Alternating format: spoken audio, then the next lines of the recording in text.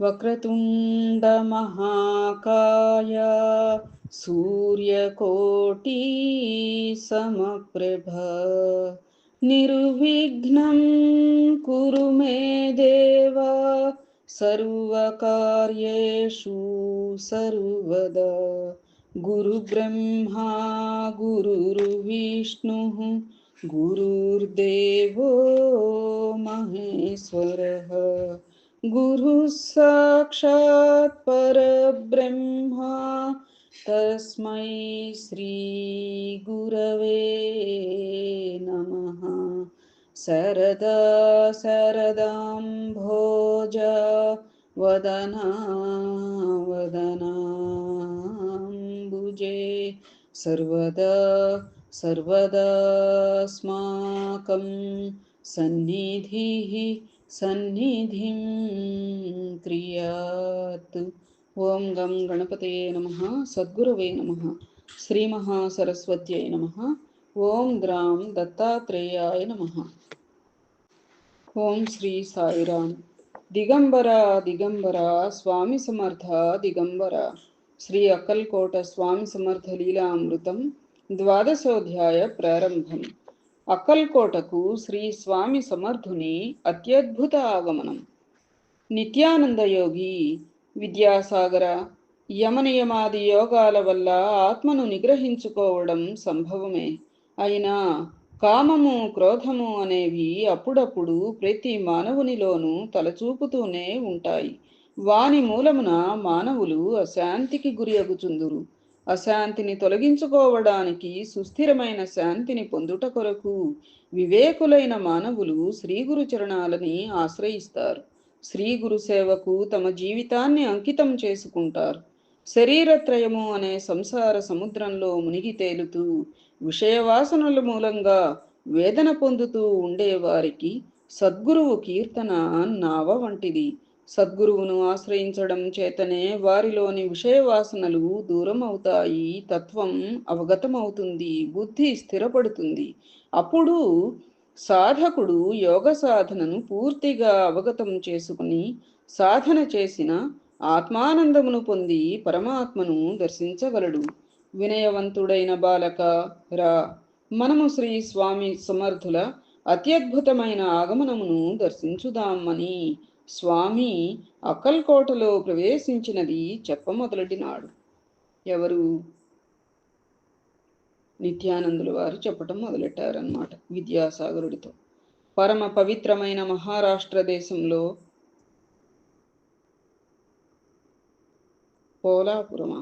షోలాపురం కదా, పోలాపురం జిల్లాలో అక్కల్కోట గ్రామం కలదు. రెండవ దత్తావతారమైన శ్రీ నరహరి నరసింహ సరస్వతి స్వామివారి తపోభూమి అయిన గంధర్వ నగరం అనగా గాణగాపురం కర్ణాటకలోని గుల్బర్గా జిల్లాలో ఉన్నది. ఈ రెండు గ్రామముల మధ్య దూరం కేవలం 70 కిలోమీటర్లు మాత్రమే. అపురూపమైన దత్త అవతారం తపోభూములు ఈ క్షేత్రాలు. ఈ రెండు కర్ణాటక మహారాష్ట్ర రాష్ట్రముల సరిహద్దులో గలవు. అక్కల్కోట గ్రామములో సుమారు 23 సంవత్సరములు శ్రీ స్వామి సమర్థులు నివసించినారు. వారు నివసించుట చేత ఆ గ్రామం మహోన్నతమైన యోగభూమి అయినది. నేడు అనేక దివ్యమైన పుణ్యక్షేత్రములలో ఇది ఒకటి. శ్రీ స్వామి సమర్థుల అవతారం కలియుగంలో 4వ దత్తావతారం.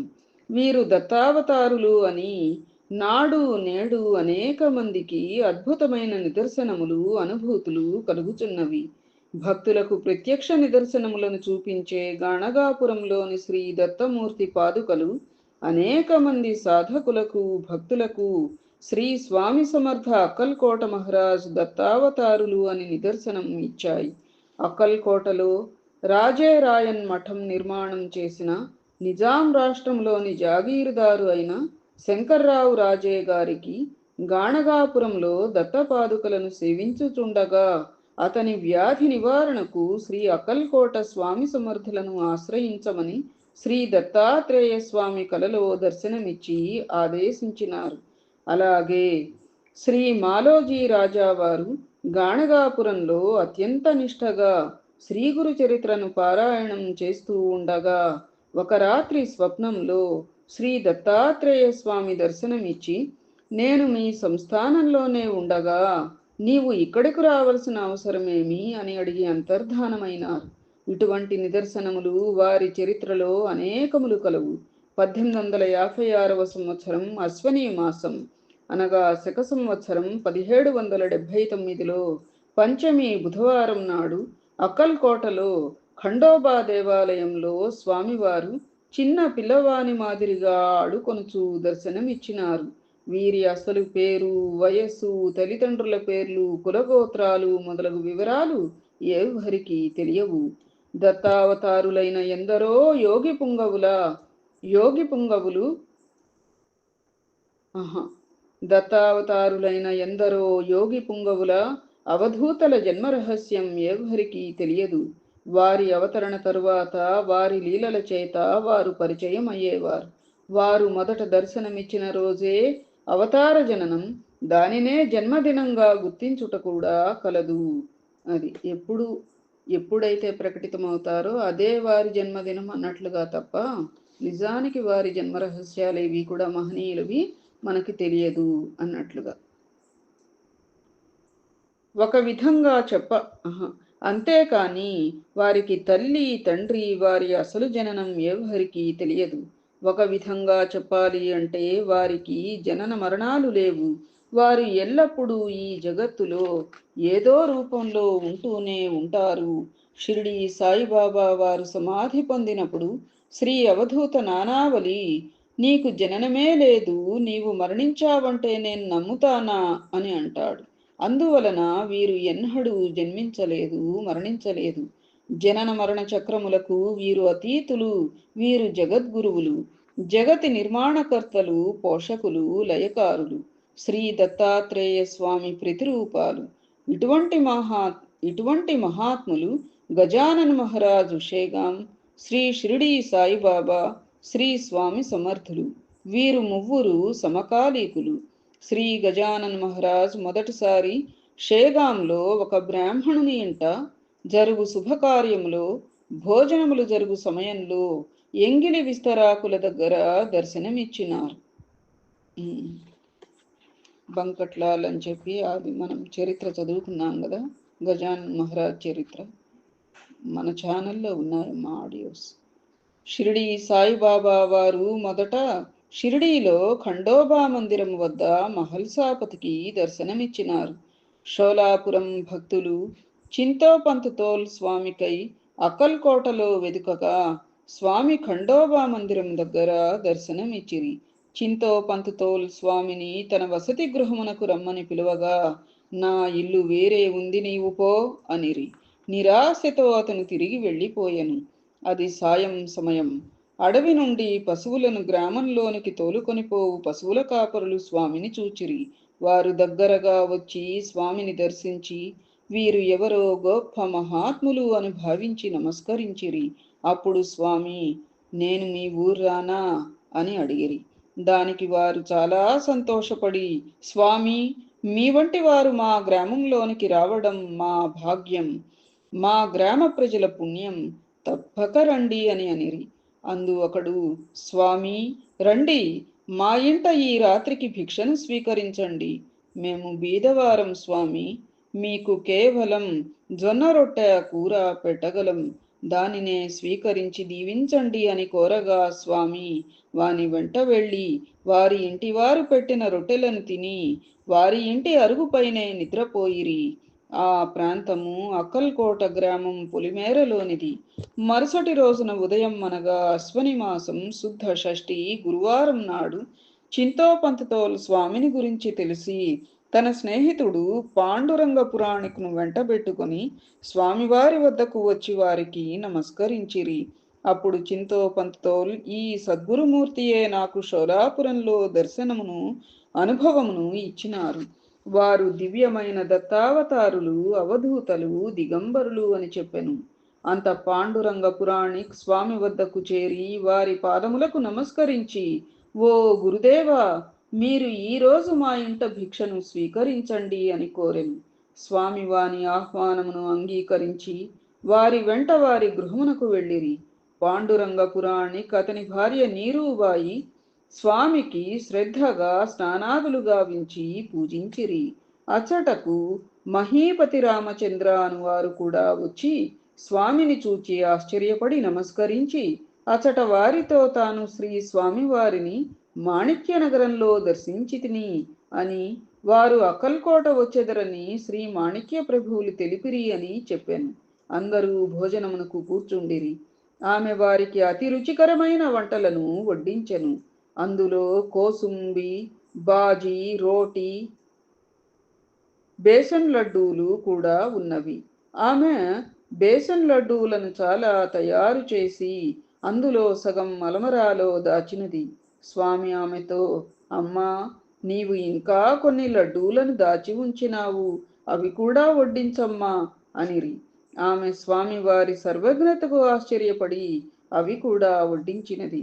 స్వామి భోజనానంతరం అక్కడే విశ్రాంతి తీసుకుని వారి సేవలను అందుకుని దీవించి వెళ్ళిపోయిరి. ఆ రాత్రి స్వామి ఖండోబా దేవాలయం వద్ద నిద్రించినారు. మూడవ రోజున కూడా చింతోపంతుతోల్ బాహురాజు జోషి అను వానిని వెంట తీసుకుని వెళ్ళి స్వామిని దర్శించెను.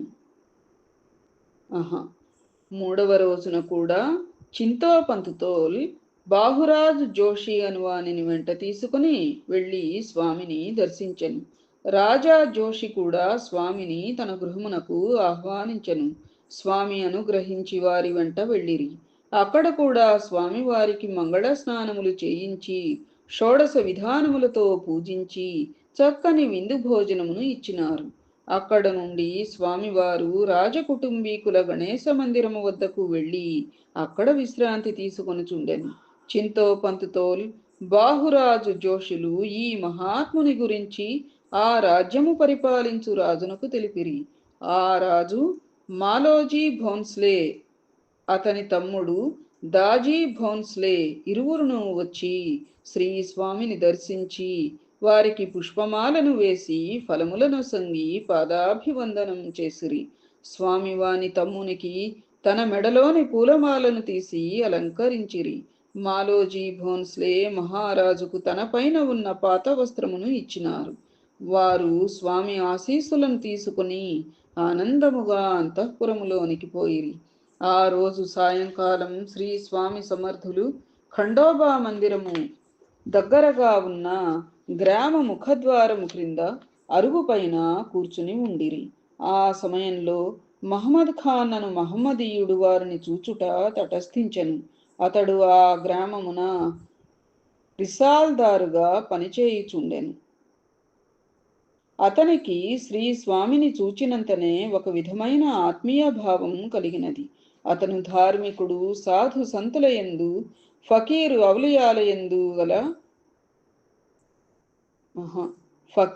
అవులియాలయందు ప్రీతి కలిగినవాడు. స్వామి యొక్క వింత ఆకారము వారి చేష్టలు చూచి పిచ్చివాడేమో అనే అనుమానం కూడా కలిగినది. మరలా గొప్ప ఫకీరులు, అవులియాలు కూడా ఇలాగే ఉంటారని పెద్దలు చెప్పిన వాక్కులు గుర్తుకు వచ్చినవి. చాలాసేపు అలాగే స్వామిని పరిశీలించినాడు. అతనికి ఏమీ బోధపడలేదు. అతని మనస్సులో శ్రీ స్వామిని పరీక్షించవలననే భావం మొదలెడినది. దీనికి అతను ఖాళీ చిలుమును స్వామికి చూపుతూ, చిలుం తాగుతారా అని అడిగినాడు. స్వామి వాని వైపు తీక్షణంగా చూచి మారు మాట్లాడకుండా చిలుము తీసుకుని దానిలో గంజాయి లేకుండానే వెలిగించి పొగ పీల్చడం ప్రారంభించినారు. స్వామీజీ నోటి నుండి దట్టంగా పొగ రావడం చూచి స్వామి సిద్ధపురుషుడని గ్రహించినాడు. స్వామి పైన భక్తి కలిగినది. చాందుపాటుల కథలాగా ఉంది కదా. వారికి అన్నపానీయాలకు లోటు లేకుండా ఏర్పాటు చేయాలి అని సంకల్పం కలిగింది. వారికి నమస్కరించెను. అతని వెంట అద్దకం పనులు చేయు రామచంద్రు రంగారి అనువాడు కూడా ఉండెను. అతను కూడా ఈ అద్భుతమైన లీలను చూచి ఆశ్చర్యం, ఆనందం కలిగి స్వామి పాదపద్మములకు నమస్కరించి స్వామిని, మహాత్మా, ఈ ఊరిలో మీకెవరైనా బంధువులు ఉన్నారా అని అడిగాను. దానికి స్వామి పకపకా నవ్వుచూ ఆ ఉన్నారు అని మౌనమును వహించిరి. కొంతసేపు వారిరువురు స్వామి వద్దనే ఉండి వారి నుంచి ఇంకా ఏహీ సమాధానము రానందున గ్రామంలోనికి వెళ్ళిరి. ఖాన్ అందరినీ విచారించి భక్తుడు నియమవంతుడు బీదవాడు అయిన చోళప్ప అనే బ్రాహ్మణుని చేరి తాము చూసిన మహాత్ముని విషయమంతా చెప్పి వారికి బస భోజనము ఏర్పాటు చేయుమని దానికగు ఖర్చు తానే ఇచ్చెదనని మహమ్మద్ అలీ ఖాన్ చెప్పెను. దానికి చోళప్ప అంగీకరించెను. ఖాన్ చోళప్పను తీసుకుని స్వామి ఉన్న ప్రదేశమునకు వెళ్ళిరి. చోళప్ప స్వామిని చూచినంతనే ఆనంద పారవస్యుడై భక్తితో వారికి పాదాభివందనం చేసెను. చోళప్పను చూచినంతనే స్వామి, ఏమాయ్ చోళ, నన్ను గుర్తుపట్టినావా? మనది జన్మ జన్మల బంధం. పోయిన జన్మలో నీవు రామంద్ర షరాబ్ నా భక్తుడివిగా ఉండి నన్ను సేవించినావు అని వాని శిరమున తన చెయ్యి ఉంచిరి. స్వామి చెయ్యి తగలగానే వానికి పూర్వస్మృతి కలిగినది. వాడు స్వామిని గుర్తించి పారవస్యంతో మందహాసం చేసినాడు. వెంటనే స్వామి తన చెయ్యిని తొలగించిరి. స్వామి చెయ్యి తొలగించగానే వాడు మామూలు స్థితికి చేరినాడు. వానికి తాను ఏమి చేసినది గుర్తుకు రావడం లేదు. మహమ్మద్ అలీ ఖాన్ ఇదంతా ఆశ్చర్యంగా చూస్తూ ఉన్నాడు. అతనికి ఏమీ అర్థం కాలేదు. చోళప్ప అలీఖాన్ ఇరువురును స్వామిని ప్రార్థించి వారి ఇంటికి తీసుకువచ్చినారు. చోళప్ప స్వామిని గృహములోనికి ఆహ్వానించి వారి పాదములను కడిగి హారతినిచ్చి లోనికి తీసుకుని వెళ్ళి ఉచితమైన ఆసనముపై కూర్చుండబెట్టి అర్ఘ్య పాద్యములతో షోడశ విధముల పూజించి ధూపదీపములను సమర్పించి మంగళహారతి చేసి వారి పాదముల చెంత కూర్చుండి వారి పాదముల నొత్తుతూ, స్వామి, మహాత్ములైన మీ దర్శనం వలన నా జన్మ ధన్యమైనది. మీ పాదస్పర్శ వలన నా గృహం పావనమైనది. ఏ గృహస్థుల ఇండ్లలో మహాత్ములు పూజింపబడతారో, ఏ గృహస్థుని ఆతిథ్యాన్ని పొంది మహాత్ములు ప్రసన్నులవుతారో ఆ గృహస్థుడు దరిద్రుడైనా కూడా ధన్యుడే అవుతాడు అని కదా శాస్త్ర ప్రబోధం. మరియు ఏ గృహమేధి ఇంట్లో మహాత్ములు అడుగు పెట్టారో ఆ గృహమేధి ఇల్లు సర్వ సంపత్ సమృద్ధమై ఉండి కూడా ఉరగ సంతానానికి అకరమైన వృక్షం మాదిరి ఆకారమైన వృక్షం మాదిరి ఉంటుంది అని కూడా ప్రబోధించును గదా. ఇంద్రియార్థాలనే పురుషార్థాలుగా భావించి వ్యసనార్ణవమైన సంసారంలో పడి తన్నుకులాడే మాకు మీ బోటి పవిత్రమూర్తుల సేవయే తరుణోపాయం. భక్తులను అనుగ్రహించే నిమిత్తం ఈశ్వరుడే అప్పుడప్పుడు మీ వంటి సిద్ధుల రూపంలో దర్శనీయుడవుతూ ఉంటాడు అని కదా వేదవాక్యం.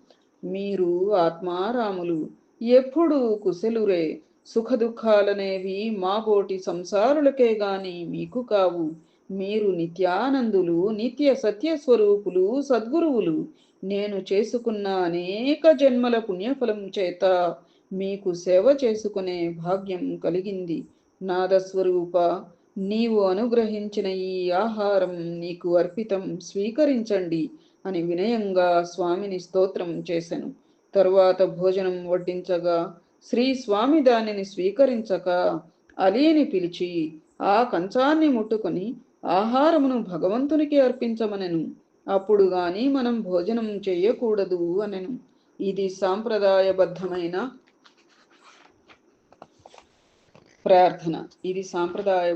ప్రార్థన కదా అది. అహ్మద్ అలీ ఖాన్ ఆశ్చర్యపోయెను. తాను మహమ్మదీయుడునని, ఇది బ్రాహ్మణ గృహమని వెనుకాడెను. స్వామి, భయం లేదు, కంచాన్ని ముట్టుకో అని అతనిని ఒత్తిడి చేసెను. అంతా ఆ కంచంపై ఖాన్ తన చేతి నుంచి ముసలమానులు దేవునికై నైవేద్యం అర్పించు సమయంలో చదువు కల్మాను చదవగా స్వామి ఆనందించిరి. అప్పుడు గాని వారు భోజనం చేయలేదు. అప్పుడు చోళప్ప వడ్డించుచుండగా స్వామీజీ సంతృప్తిగా భోజనం చేసిరి. స్వామి వారికి కులమత భేదం లేదని, దేవాలయమైన, దర్గా అయినా, శ్మశాన వాటిక అయినా, హిందువులైనా, మహమ్మదీయులైనా ఒక్కటే అని వారి చర్యల ద్వారా నిరూపించబడెను. మరియు వారి ప్రబోధం అన్ని వర్గముల ప్రజలు తమ తమ వర్గములను గురించి తగువులాడుట మాని మానవులందరూ సమైక్యమై సంఘీభావంతో జీవించాలి అనిరి. ఇది ఆనాటి కాలంలోని రాజకీయ పరిస్థితులకు అనుకూలముగా ఉండెను. ఆనాడు ఆంగ్లేయ పాలకులు మతముల మధ్య వైరమును కలిగించి వారిని విభజించుచుండిరి. మానవత్వము, మమత, అనురాగములు, పరస్పర ప్రేమ మానవులలో కరువయి ఉండెను. శ్రీ స్వామి తన చర్యల ద్వారా మానవులందరూ ఒక్కటే అని తెలియచేసిరి. భోజనం చేసిన తరువాత స్వామి సమర్థులు చోళప్ప గృహములోనే ఉండిపోయెను. అది వారికి నివాసమైనది.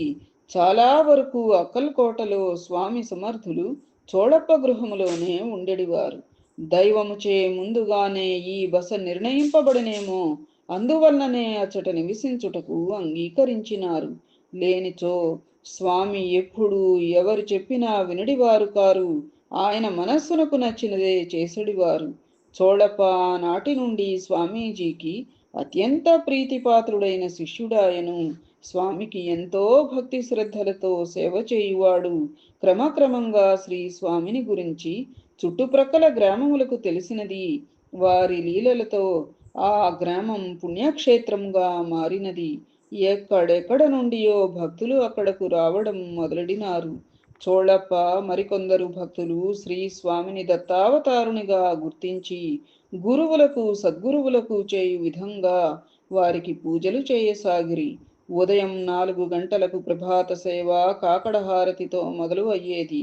వారికిష్టమైన పెరుగన్నము, నిమ్మకాయ, బేసిన్ లడ్డూలను నైవేద్యముగా సమర్పించేవారు. జనం అనేక గ్రామముల వారు ఉదయం నుండి సాయంత్రం వరకు ఎడతెరిపి లేకుండా వచ్చేవారు. ప్రతి గురువారం స్వామివారికి విశేషమైన సుగంధ ద్రవ్యములతో మంగళాభిషేకం జరిగేది. స్వామిని రుద్రాంశ స్వరూపునిగా గుర్తించి కొందరు బ్రాహ్మణులు రుద్రంతో అభిషేకం చేసేవారు. ఆరు బయట ఒక పెద్ద చెక్క బల్లను వేసి స్వామివారిని అక్కడ కూర్చుండబెట్టి స్నానం చేయించేవారు. చక్కగా నలుగు పెట్టి నూనెలతో మర్దన చేసేవారు. దివ్యమైన ఆ అద్భుత శరీరం వీరి సేవలతో మరింత ప్రకాశించేది. చిరునవ్వుతో స్వామివారు సేవను స్వీకరించేవారు. స్నానానంతరము వారి నుదిటిపైన చందనము, కస్తూరిని దిద్దేవారు. వారి భుజములపైన, గుండెలపైన నామములు పెట్టేవారు. రుద్రాక్షమాల, స్ఫటికమాలలను వారి మెడలో అలంకరించేవారు. స్వామిని ఒక సింహాసనం పైన కూర్చుండబెట్టి పుష్పములతో, తులసిమాలలతో అలంకరించి స్తుతి కీర్తనములతో సేవించుచు హారతి ఇచ్చేవారు. స్వామివారు ఎల్లవేళలా తమలో తాము మాట్లాడుకుంటూ ఉండేవారు. దర్శనార్థమై వచ్చిన భక్తజనులను దీవించి వారికి కలకండ లేక ఖర్జూర పండ్లు, మిఠాయిలను ప్రసాదముగా ఇస్తూ ఉండేవారు. పేదవానికి కడుపు నిండా భోజనమేగాక వారి అవసరాలకు తగినట్లుగా కానుకలు కూడా ఇస్తూ ఉండేవారు. దీపావళి వంటి పండుగల సందర్భంలో భక్తులకు మరీ విశేషముగా కానుకలను ఇచ్చి అనుగ్రహించేవారు. ముస్లిం పండుగలైన మొహరం, ఈద్, రంజాన్ సందర్భాలలో తన దర్శనార్థం వచ్చిన ఫకీరులు, హౌలియాలకు తగిన రీతిగా సత్కరించేవారు. అక్కల్కోటకు శ్రీ స్వామి సమర్థులను దర్శించడానికి అన్ని మతాల వారు వచ్చేవారు. శ్రీ స్వామి సమర్థులకు తమ వేషధారణ పైన, తాము భుజించే ఆహారం పైన ఏమాత్రము ఆసక్తి ఉండేది కాదు. తమకు నచ్చితేనే భక్తులు ఇచ్చిన వస్త్రములైనా నైవేద్యములైనా స్వీకరించేవారు. శ్రీ స్వామివారు భక్తులు ఏ భాషలో మాట్లాడినా తేలికగా అర్థం చేసుకునేవారు. వారికి అవసరమైన సలహాలను కూడా ఇచ్చేవారు. భక్తుల మనస్సులలోని ఆలోచనలను కూడా గుర్తించి తగు విధముగా అనుగ్రహించేవారు. వారు అందరి హృదయములలోనూ మనస్సులలోనూ ఉన్న ప్రజ్ఞ తామేనని రుజువు చేసేడివారు. ప్రజ్ఞానం బ్రహ్మ అని కదా మహావాక్యముల ప్రబోధం. స్వామి సమర్థులను దర్శించే భక్తులలో అనేక విధములైన వారు, అనేక సంప్రదాయతులు ఉండేవారు. భగవద్గీతలో శ్రీకృష్ణ భగవానుడు చతుర్విధ భజంతే మాం జనా సుకృతినోర్జున ఆర్తో జిజ్ఞాసురర్థార్థి జ్ఞానీ చ భరత ఋషభ. ఆపదలో ఉన్నవాడు, సంపద గోరువాడు, జ్ఞానమును వాంఛించువాడు, పరమాత్మ జ్ఞానమును అన్వేషించువాడు, ఈ 4 విధములైన భక్తులు నన్ను ఆశ్రయించెదరు అర్జున అని భగవానుడు వచించిన రీతిన స్వామి సమర్థులను భక్తులు దర్శించుచూ ఉండేవారు. వీరిలో అనేకులు క్రమక్రమముగా మార్పు చెంది శ్రీ స్వామి సమర్థులకు పరమ భక్తితో అంకితం అయ్యేవారు. అలా వచ్చిన వారిలో స్వామిని ఇంతకు మునుపు చూచి వారిని సేవించిన వారు వారి వారి గ్రామములలో స్వామివారు చేసిన లీలలను పరస్పరం చెప్పుకునేవారు. శ్రీ స్వామివారు అక్కల్కోట రాక మునుపు అనేక ప్రాంతములలో తిరిగినట్లు, వారు అనేక దివ్యలీలలను ప్రదర్శించినట్లు, అనేక మందికి అనేక విధముల అనుగ్రహం చూపినట్లు వారి మాటలను బట్టి అచ్చటి భక్తులకు తెలిసినది. దీనితో స్వామి సాక్షాత్తు దత్తస్వరూపులు అని ప్రజలు భక్తులు విశ్వసించి పూజింపసాగిరి అని నిత్యానందులు తెలుపగా, విద్యాసాగరుడు గురుదేవ, శ్రీ స్వామి సమర్థులు ఎచ్చట నుండి వచ్చినారు, వారు ఎన్నో గ్రామములను సందర్శించినారని తెలిపి తిరిగదా, ఎచ్చటెచ్చట తిరిగినారు, వారి పవిత్ర పాదస్పర్శతో పునీతమైన భూములు ఏవి, వారు ప్రదర్శించిన లీలలు ఏమిటి, ఎచ్చట నుండి వారు అక్కల్కోట చేరినారు మొదలగు విషయములను వివరముగా తెలిపి నన్ను అనుగ్రహించవలసినది అని ప్రార్థించెను. దానికి నిత్యానందుడు, వత్స, శ్రీ స్వామి సమర్థులు ప్రారంభము నుండి అక్కల్కోట చేరిన వరకు గల కథలను తెలిపెదను వినుము అని శ్రీ స్వామిని ప్రార్థించి ఇట్లు మొదలెడను. రేపటి అధ్యాయంలో వస్తుందన్నమాట. జై దిగంబర దిగంబర శ్రీ స్వామి సమర్థ దిగంబర.